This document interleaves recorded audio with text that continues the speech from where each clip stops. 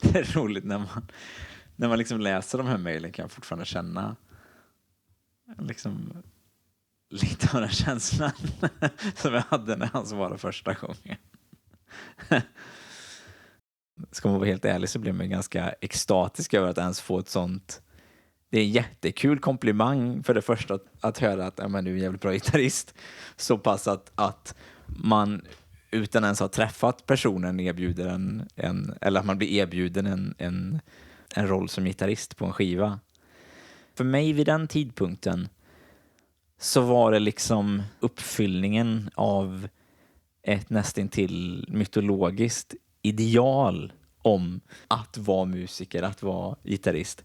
Att få frågan av ett etablerat skivbolag och en etablerad producent: vill du vara med på skivan? Vi ska släppa den här skivan, den kommer finnas liksom i fysiska affärer, det kommer vara ett fysiskt exemplar, och dessutom så ska det vara liksom en genrebrytande grej liksom, som mina idoler har gjort, som Mattias E. Eklund och Bumblefoot och ja men sådana gubbar liksom. Att det var liksom det är svårt att hitta tillbaka nästan till just hur extatisk och pepp jag var om det.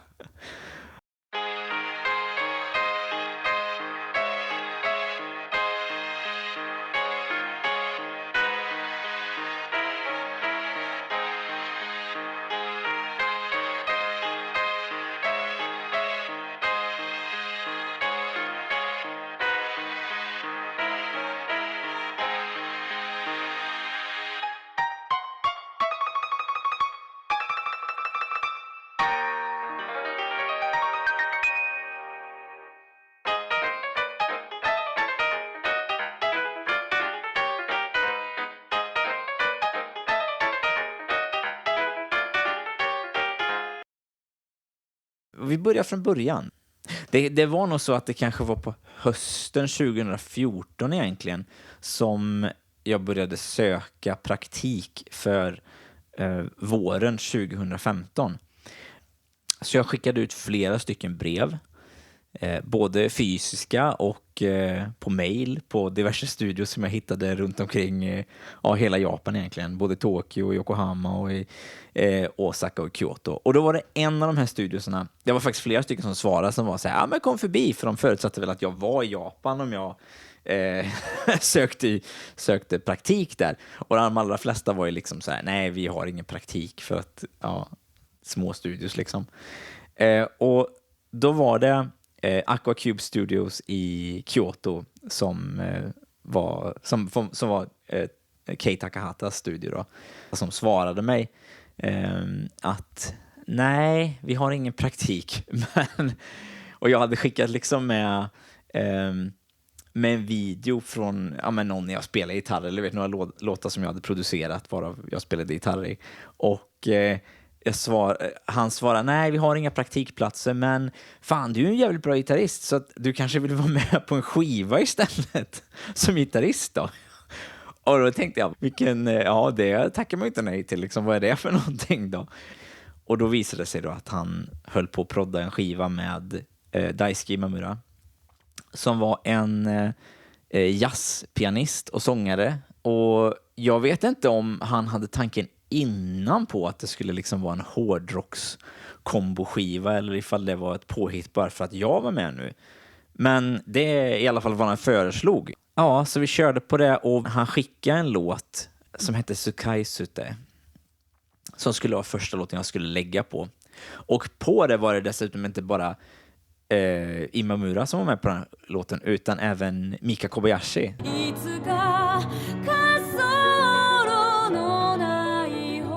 som också är en väldigt väl etablerad sångerska.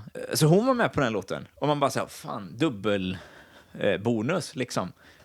Så jag kom mig fan på att det här ska bli bra, och spelade in min tagning då.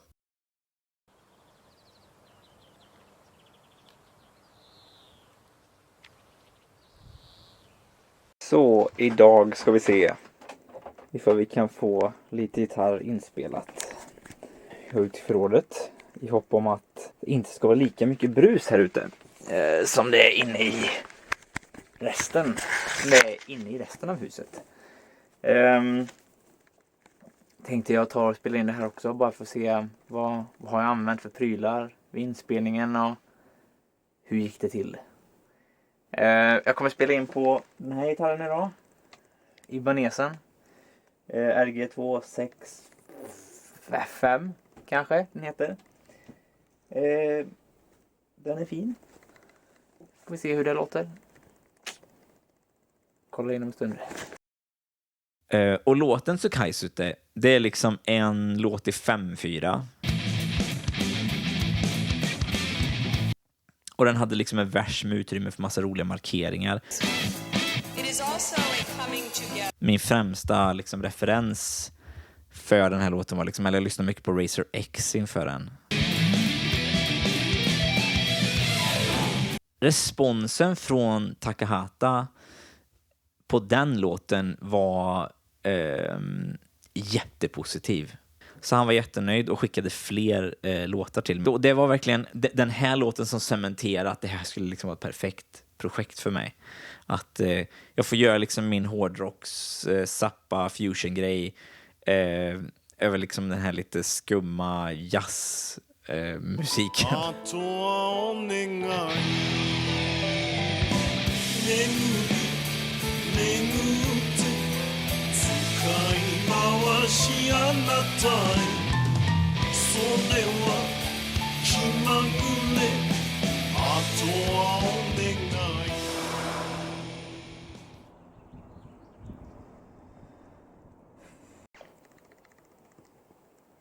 Hej. Idag är det den 7 maj 2015 och jag har precis avslutat inspelningen av The Rhythm Guitars på Ushimitsu Doki. Jag tänkte prata lite om hur det gick till och hur jag känner inför det. Jag är mitt uppe i praktiken just nu på Göteborgsoperan. Jag har varit ledig idag, men jag jobbade hela dagen igår och dagen innan det. Och dagen innan det också. Som sagt, jag var ledig men det har inte varit så mycket ledighet. Jag började med att jag hade kommit på något kort arrangemang på intro, tror jag. Visste att det var lite sådär black metal-känsla.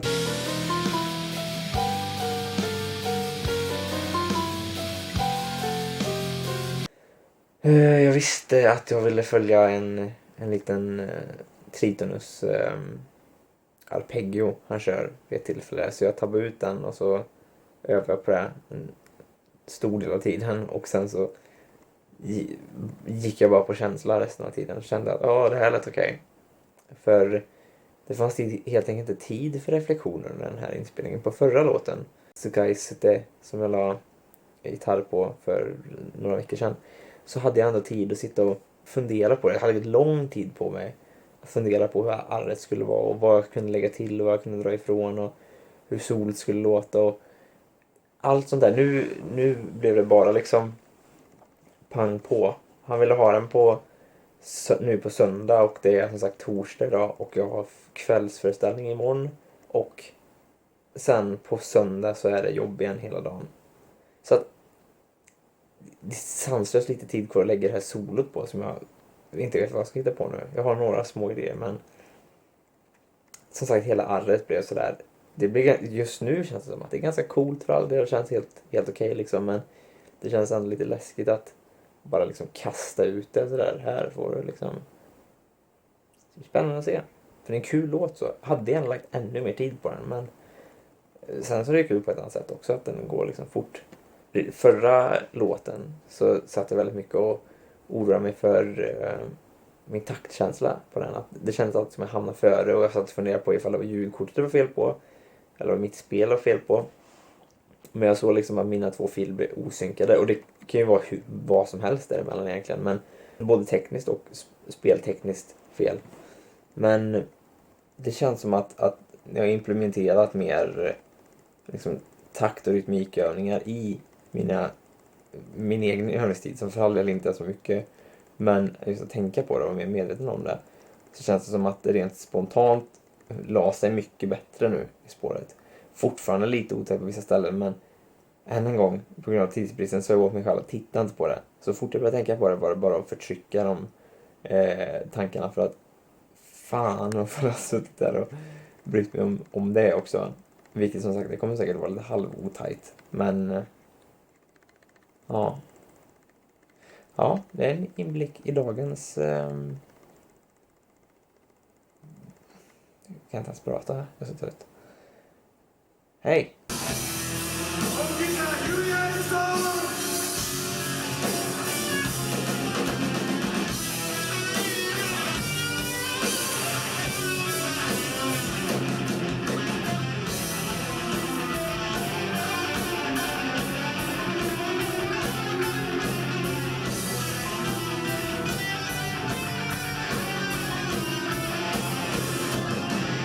Sen efter det andra låten som vi gjorde hette Skinship.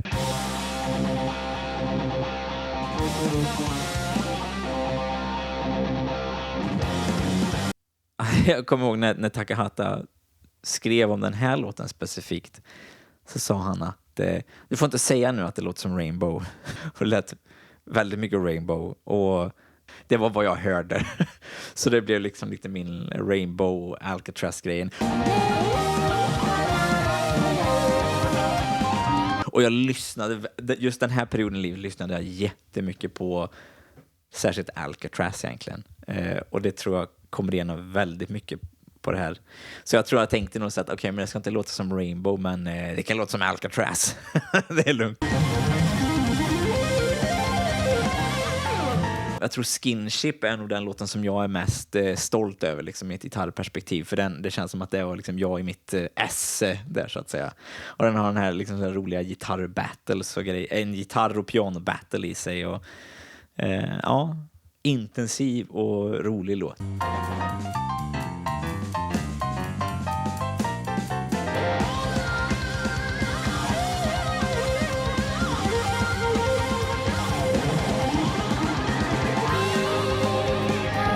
Och Yakucho, den kommer inte jag ihåg att vi spelade in, med att det var liksom så här ganska smörig balladlåt.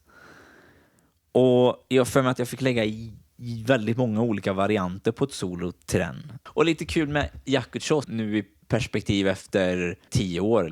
När jag kom tillbaka till Japan många år efter vi släppte skivan, 2019 tror jag det var, som jag träffade Takahata sista gången.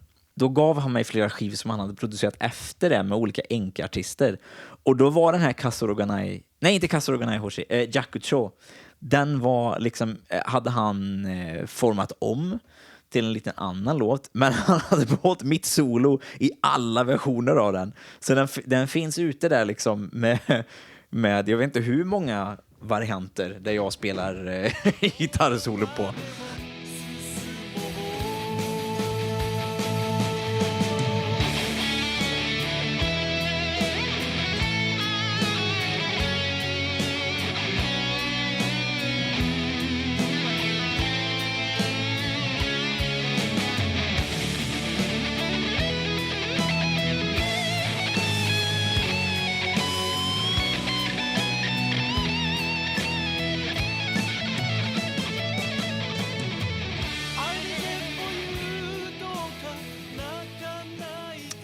Då vet jag. Var lite roligt för att han sa att han ville ha inspiration av Linkin Park, och det är inget som jag lyssnar så jättemycket på. Eller jättemycket, jag lyssnar inte på Linkin Park alls. Men det var en arpeggio-del i den som är ganska rolig, vet jag. Som hade liksom den här delay, lite mer buckethead-grejen, som är lite mer i min ballpark. Lite mer i min trädgård, så att säga.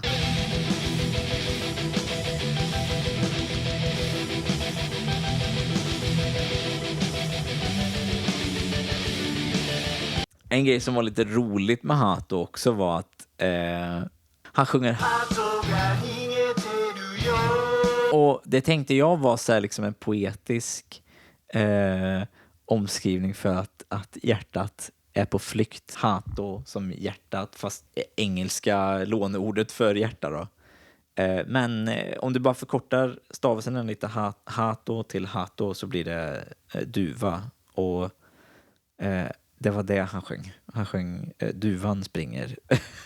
Och jag förklarade det liksom för dem när jag kom till Japan sen senare i berättelsen, att jag trodde det var liksom att det var en poetisk omskrivning för hjärtat på flykt typ. Och han sa nej det är det inte. Men då döpte de om den sen på plattan, så läser man liksom så här tracklistingen på den, så här lite så här hjärta-emoji ga nigiteru. Och det var också en sån där kul grej liksom inspelningsmässigt, kommer jag ihåg, för att jag skickade in den, och just Hato var en sånt ställe där jag tror jag spelade den lite för snabbt på vissa ställen, att jag låg liksom lite före beatet. Och då sen när jag tror generella produktionsgången som Takahata hade för det här var att han och Imamura gjorde en demo av låtarna med några programmerade trummor. Sen skickade de den till mig, så arrade jag gitarrerna, och sen så när jag hade arrat gitarrerna så kom Kenta Uriyama-san in och la bas på det tillsammans med Horie-san som spelar trummor. Och då tror jag de lät mina lite så här fula otajtheter vara kvar, och han matchar dem istället med sin takt, så att det blev vissa ställen där det var så här liksom för fort. Så det var liksom en sån här kul grej, som att egentligen spelar jag ju fel då, tänker jag. Men de gjorde så det blev rätt utan att editera det, vilket är liksom roligt. De gjorde det krångligare. En krångligare låt av att jag spelar fel.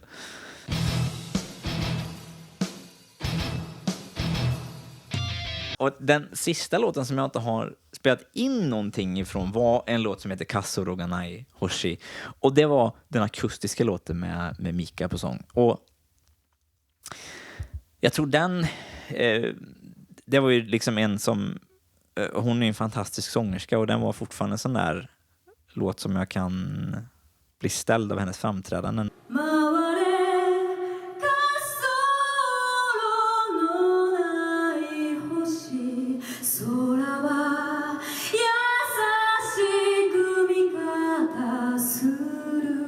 Men det är också en låt som jag fortfarande när jag hör den alltså framhäver lite av vad vi missar i produktionen i mån av vad ska man säga? Ja, men i kommunikation. Liksom, och jag tror kanske att språket kanske var en del i det också, att jag inte tydligt nog kunde. Alltså, två grejer, va? En är liksom språket. Att faktiskt kunna uttrycka vad man tycker och känner. En annan del är liksom auktoriteten att säga någonting. Liksom, för att Takahata var producent i det här. Och jag tänker att är man producent så får man ha sista ordet i saker, och att jag nog litar nog på att han visste bättre typ vad som passar i vissa saker. Och på den här låten specifikt då, Kasoro no nai hoshi, där till exempel så skickade jag 2 stycken tagningar på gitarrsolot som han skulle välja ett av dem, tänkte jag. Men han la istället upp båda 2 liksom i stereo. Och det låter inte så jävla bra, tycker jag. I all ärlighet. För det blir liksom så här lite surt. Jag spelar liksom inte in den med avsikten av att liksom dubba den, ifall du förstår vad jag menar. För att hade jag gjort det hade jag spelat det tajtare. Utan jag spelade mer som 2 stycken olika varianter. Och det var ju flera sådana saker som liksom jag inte sa någonting om. För jag tänkte, ja men han tänker väl att det ska vara så, då får det vara så. Och han kanske tyckte det. Det andra var liksom gitarrsoundet överlag. För att han var ganska mån om att han ville ha mina liksom DI-signaler och att jag inte skulle använda mitt egna sound på det. Och sen vet jag att efteråt, när jag spelade in en liksom videoversion av Skinship med mitt gitarrljud som jag liksom fick mixa i ordning själv, för jag bad honom att skicka en version utan gitarr i. Då sa han, men fan, det här var ju skitbra, det här var ju mycket bättre än vad det som är på skivan. Och man säger, ja okej. Jag skulle sagt något. Ja. Och sen sista låten som jag spelade in hemma, det tror jag var Panic.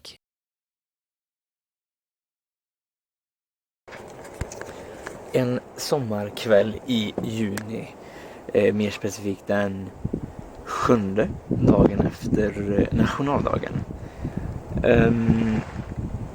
Göteborgsoperans praktiktid är över och jag har precis spelat in Panic på Ushimitsu Doki-plattan av Daisuke Imamura. Lite tankar om den i vanlig ordning. I efterhand känns den helt okej. Vi har dock haft mycket problem med brum och det här väldigt högfrekventa väsnet hiss som det heter på engelska på spåret, och det låter ju skit minst sagt. Gick inte att hitta någon lösning på det i det här huset i alla fall. Jag skrev helt enkelt att har ni ingen denoiser så får jag ta och spela om det senare i veckan. Men arret är färdigt och det blev helt okej. Lite simplare än vad de tidigare har varit. Det blev lite shred i den i alla fall, men ja, så blev det. Ska man säga mer egentligen? Det var kul att sitta med gitarrtoner. Nu i efterhand sitter man och känner att man skulle vilja lägga mer tid på det, men så är det. Man får nöja sig med tiden vi har till spels här. Så att det har varit mycket kött upp från Takahata fram till nu, tills den blir inlämnad. Och se ifall han har några åsikter på den. Ja, vi inväntar med spänning. Vi spelar ju liksom in den här skivan under våren. Det mesta av det under våren. Och under sommaren så började vi prata om att säga att det vore kul om vi kunde åka till Japan igen. Och om vi kunde liksom åka dit i samband med att vi släpper skivan. Och så gör vi en live-turné också med det. Och det var ambitionen som vi planerade för. Så vi bokade liksom upp resan och flygbiljetter och boende och hela köret. Och bara några veckor innan, tror jag, inte jättemycket i alla fall, så fick vi veta att skivan blev inte färdig på grund av de här förhindren då. Och vi skulle i alla fall ha några spelningar. Takahata tog på sig att vi ska åtminstone ha någon spelning för att fira det här, eller liksom för att signalera det här nu när det kommer. Och jag ska försöka boka in det med andra band, och han gjorde sitt bästa där i att samordna det. Så inför turnén, vad som skulle vara turnén egentligen, så satte jag ihop några livestreams tillsammans med Jonny Marusan, som skulle spela kompgitarr. Här, så det är. Ja, imma kara rokuan hajimete imasu. Ma, ato de 19時が見られます。ごめんですね。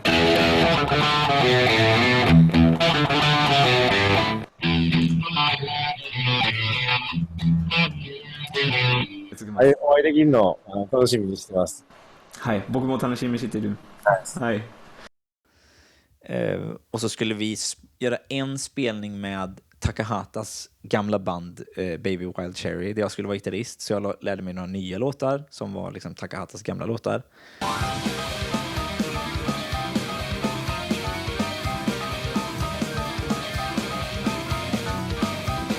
Vi åkte till Osaka. Det första vi gjorde var att det var bara typ dagen, undrar om det var på dagen som vi anlände i Osaka, skulle vi repa i Kyoto, tror jag. Så att det var liksom landa på Kicks och åka till lägenheten, fixa i ordning det och sen bara blåsa iväg till Kyoto och försöka hitta där.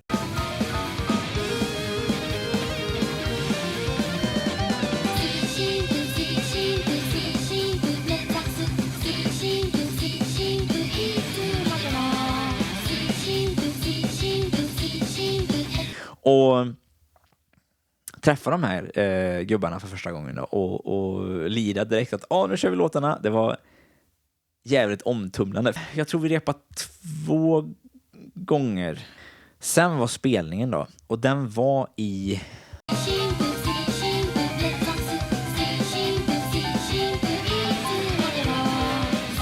Men det var i alla fall en musikfestival där vi var typ 5-6 band tror jag sammanlagt som spelade och vi var headliners då på den.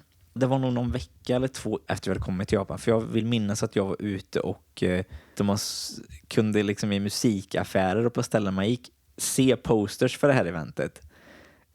Och se sig själv på posters. Det är ju också sån här grej som man tänker på. Att jag har inte satt upp den där postern. Någon annan har gjort det liksom. Att man kände som en riktig musiker.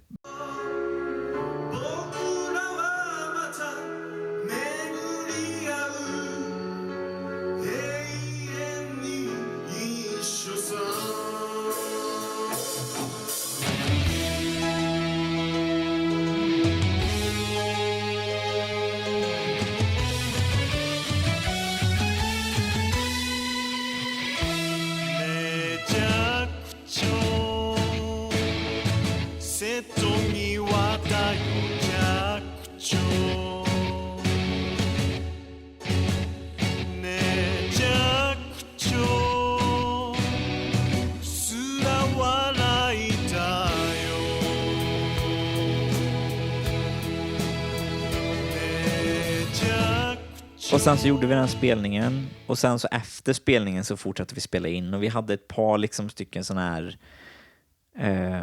inspelningssessioner i Aquacube Studios då.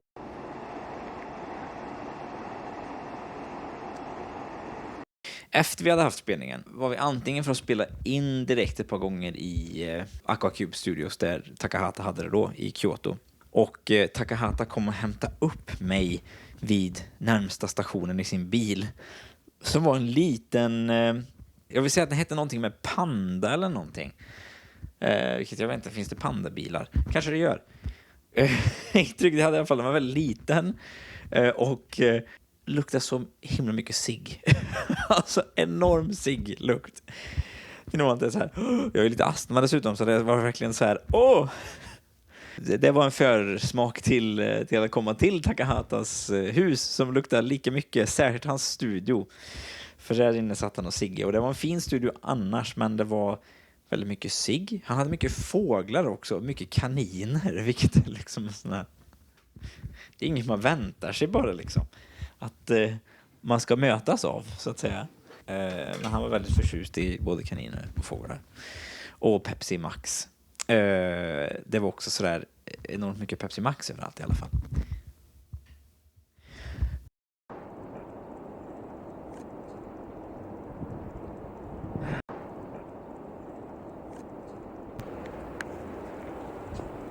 Här är jag på ett tak i Osaka. Idag är det den, vad fan blir det, 25 oktober 2015. Jag var ute igår kväll. Hade lite utkäge. Och det blev väl min officiellt sista dag på plattan. Eller ja, inte exakt igår, men i förrgår när jag la sista solerna till Jakucho och rättade till några bitar i Misu no vad fan heter den? Misu no Kireina Tokurei Ishuniko, någonting i den stilen. Så igår blev lite, det var egentligen utkäg för den spelningen den 27 september. Men det blev lite, känslomässigt så blev det lite en avslutningsfest för min del i alla fall. Det var trevligt. Jag kom hem vid 12-tiden och klockan är väl typ 6 nu ungefär. Som vi ser här med solgång på gång vidare. Ja, vad ska man säga om tankar om inspelning och sånt där? Det känns som att där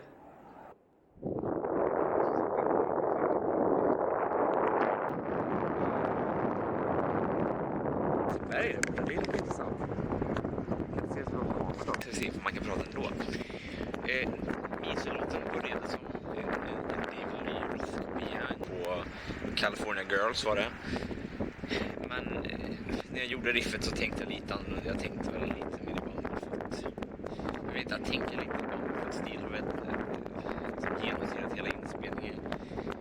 Annars känns det som att låtarna i många fall har varit sådär att bara köra på det som har känts bra. Generellt sett så har första försöket varit det bästa och låtit bra. Den här inspelningen, jag vet inte om det är i och för sig för att det börjar ligga mot sitt slut, så kanske Takahata nöjer sig lite mer med inspelningen, men jag vet inte. Oavsett så känns det jävligt gött att vara färdig med det. Känns som att jag vet inte, man kanske tröttnar lite halvår efter det blir så jävla stressigt med allting. Man känner liksom att man känslomässigt färdig med det redan innan dess. Ja, jag skulle egentligen vilja förklara lite mer om vad jag känner, men jag vet inte, det känns som att jag inte känner så mycket mer för just nu. Vad kan man säga egentligen? Jag samlade inte tankarna tillräckligt innan jag gick upp hit, kanske. Inspelningsmässigt så var det lika låtar jag inte förklarat, typ Nurarisho. Den låten tänkte jag att jag ville ha lite mer swing, groove, feel i det, lite mer groove, metal-känsla sådär. Och den gick ju också fram och tillbaka med att det här solot räcker inte till. Det var inte så mycket som att det var dåliga solon jag gjorde, utan det var bara helt att de var inte tillräckligt långa. De ville bara ha längre och längre solon hela tiden. Så det drog ju ut på produktionen från min sida också, att det var hela tiden nya solon att skriva. Och det jag verkligen kan ta med mig från den här upplevelsen med, om man jämför med liksom när vi började i mars eller april när det var med Sakaisutte, som för övrigt inte kommer med på skivan, tråkigt nog. Jag har fått en jävla förståelse för, alltså, såklart en medvetenhet om sin egen taktkänsla som jag definitivt kommer bära med mig. Just så här, vart ligger jag i förhållande till rytmen, ligger jag före eller efter? Så både spelmässigt sett att man blir mer medveten om det, men även att man alltså redigeringsmässigt, vart ska ligga vad. Lektioner jag lärt mig, så att säga, kort sammanfattning är att det är jävligt gött ifall rytmgitarren ligger lite bakom trummorna, bakom rytmen, medan sologitarren ligger nästan på och ibland till och med framför rytmen. Men det är fortfarande en grej om känsla, känns det som det där. Och sen så har jag ju lärt mig jävligt mycket om min egen arbetsprocess just då. Att fan, den sista låten Misu Kirina gick verkligen fort att spela in och skriva i jämförelse med de tidigare låtarna som var väldigt så här analytiska och väldigt kritiska, och kanske hela den processen helt enkelt har kortats ner. Ja, jag vet inte. Ska vi ge oss det kanske? Nu är inspelningen färdig, tror jag. Det kanske blir någon mer korrigering, men jag tvivlar på det. Asgött. Det känns skitgött verkligen. Nu när jag har käkat lite så känns det som att bakfyllan börjar släppa lite också. Man kanske kan börja jobba på och komma ikapp med allting. Ja, tror hej.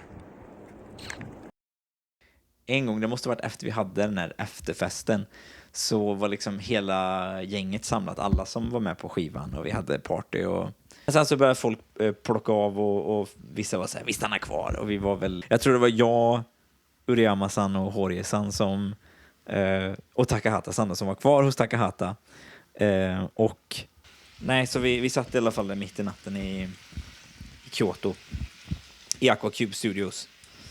Jag vet inte, vi skulle lyssna på musik antar eller någonting, men det blev en så här jättekonstig stämning av att vi typ satt och lyssnade på musik i tystnad bara fram till 5:00 på natten när tågen började gå igen. Och bara så här. Min gitarr, jag hade ju med mig kossan då, som jag målat själv då med Biltema-lack till Kyoto. Och vi satt som sagt inne i den här studion, och det luktade så mycket rök. Och lacken där alltså, den luktar fortfarande när jag kom till Sverige som cigg, tobak. Så att den är ommålad nu, men jag kommer ihåg det bara, jag var helt ställd över att det kunde lukta så mycket cigg att det fastnade liksom i gitarrkroppen. Imamura-plattan blev färdig någon gång där på, någon gång när vi var där under. Och så, i samma veva så spelade jag in min första solo-EP, Silent Shore.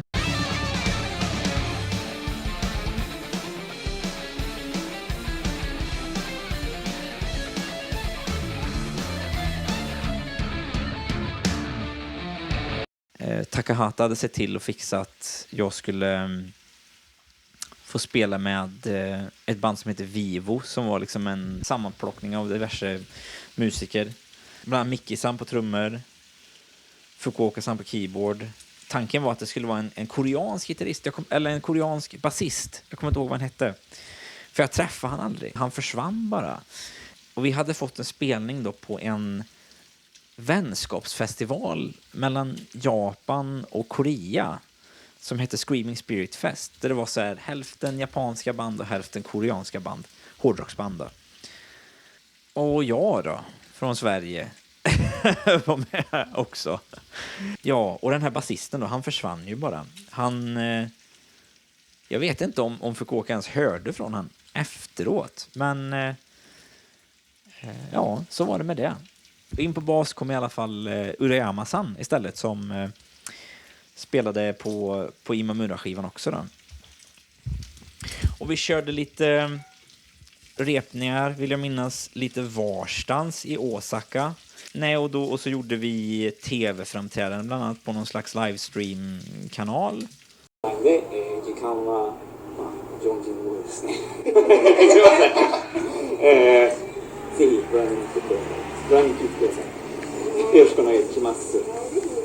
Där vi också pratade lite om Imamura-skivan och hur jag var med i det hela.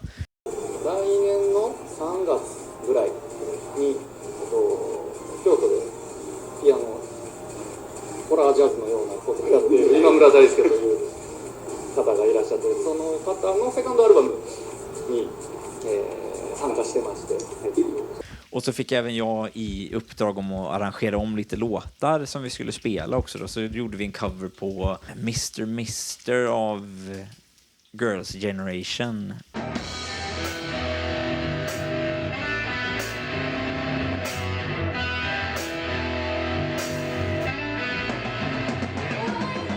Och Invader av Kari Pamju Pamju.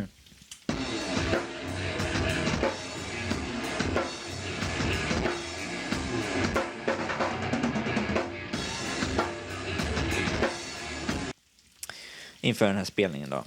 Och spelningen gick bra. Ganska bra i alla fall. Spelade vi Symphony of Nightmares som intro. Och jag minns att vi missade de första takterna på den. Vilket var väldigt roligt.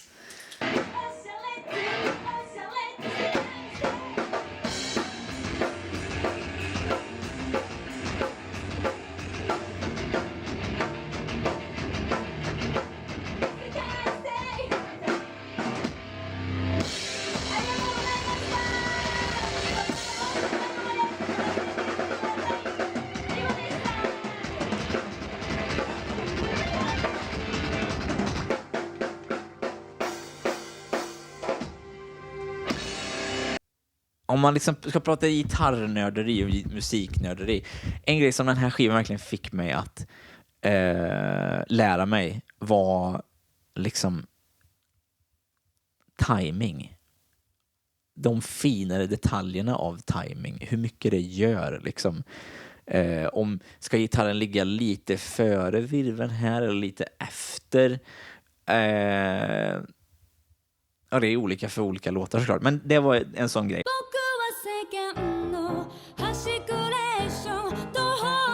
Ja, men alla var så väldigt välkomnande liksom. Det var bara väldigt kul liksom. Och väldigt, väldigt trevlig stämning överlag. Och alltså sagt, alla var så välkomnande och snälla och de ville liksom verkligen se efter en. Jag kommer ihåg Imamura specifikt var liksom så här, men har du varit och badat på onsen än? Och jag sa, nej men jag vet inte om det går med mina tatueringar och allt vad det är. Men vad fan, vi ska ordna det, vi ordnar det. Så han ringde direkt till någon närliggande onsen. Och då var klockan 12 på natten eller någonting. Och så, ja men kan vi komma dit? Det är lugnt att ta tatueringen eller och så vidare och så vidare. Och det blev ändå att vi inte åkte till onsen för det var så jävla sent. Men ja.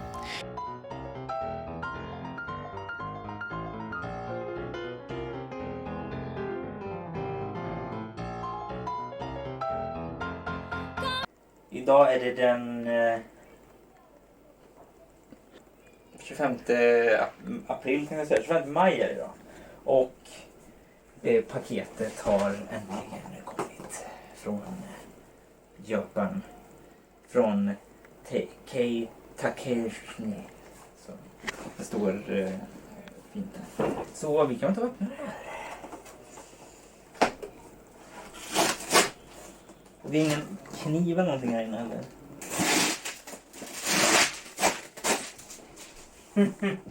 Du vet att han vågar skicka sån här med gaffatejp. Det vågar ni uppskatta för all del. Det blir lite lättare för mig. Så får vi se vad sån här. It's a lot of records. Very many. Ska vi plocka upp en? Den tar vi. Fantastiskt. Kul! Takahata var liksom känd i Kyoto bland liksom musikerkretsen som tandläkaren. För han var utbildad tandläkare och hade bland annat en tandläkarstol inne på toaletten, vill jag minnas. Jag tror hans pappa hade varit tandläkare också, så han tog efter i yrket, men åkte till USA som ung och ville satsa på musiken istället. Och det gjorde han.